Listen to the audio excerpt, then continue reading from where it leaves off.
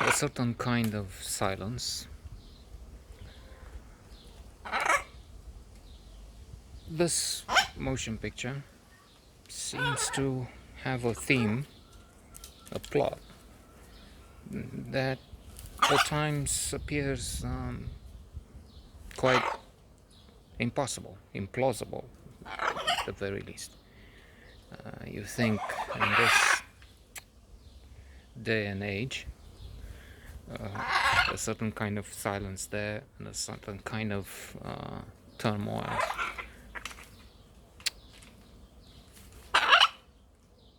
And permanent noise here. Unsuitable background in terms of silence.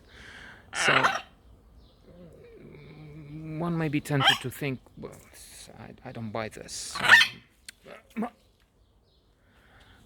Which brings to mind a classic of movie industry, a book I keep referring to, Adventures in the Screen Trade by William Goldman, the author of the script for Butch Cassidy and the Sundance Kid. Died last year. All the President's Men, Princess Bride, Marathon Man, A Bridge Too Far. About A Bridge Too Far, he speaks about all the aspects of the movie industry with great talent, and you get the feeling you know about everything going on there. Especially since this is such a modest man and says, well, you don't know what will have a success. You don't. There's so many surprises. But speaking of A Bridge Too Far and something implausible, as in a certain kind of silence, he mentions something which happened in the war. There was an attack, deadly, tragic. Sitting ducks. The Allies tried to cross the river, I think it was the Rhine, but they were decimated. And not only that, but the second wave, sitting and watching the comrades die and looking at their fate, had to take the plunge a second time, which is, I mean, you don't believe something like that can happen. You don't believe people will just commit suicide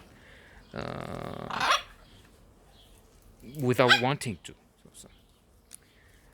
And he gives another example of, take the script, it's something like a castle, and an individual jumps a huge wall, and then through barricades, through corridors, open windows, an absent guard here, another one there.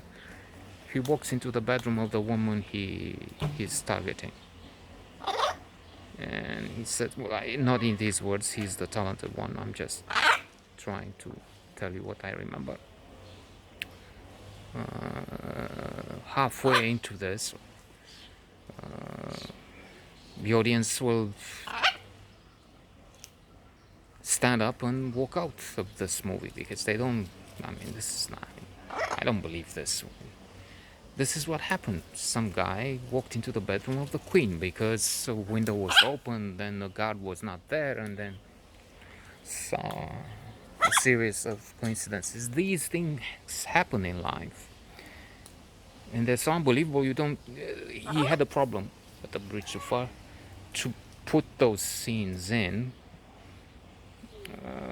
without thinking the audience will believe it. They would think they're exaggerations, that they were not. Same thing at a different level, of course, happens here, in the sense that I'll learn at the end. I didn't walk into this film from the very beginning, but still I think it worthwhile.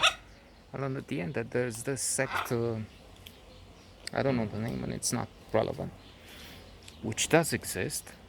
So these things that happen in the movie, beatings of children, absurd, surreal, dystopia, you think, I was thinking this is about a possible future in which people will act this way. And so there is this sect They mistreat members of their family. They believe in corporal severe punishment and so on. And I'm smiling and laughing. They take care of biofarms.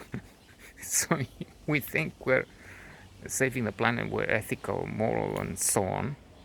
When sometimes, I mean, not all the bio products are made by these crazies, but they're very prolific in the sense that they have sects and a presence in Argentina, Germany, the Czech Republic, and some other countries. I mean, and then of course we have members of the cult of Trump, those who like, support, love the likes of Duterte, Putin, Xi, Bolsonaro in Brazil. I know it's not Bolsonaro, but somebody came up with this joke. The Brazilian like Nero. And they cherish such idiots. So this is a film about people like them, in a way.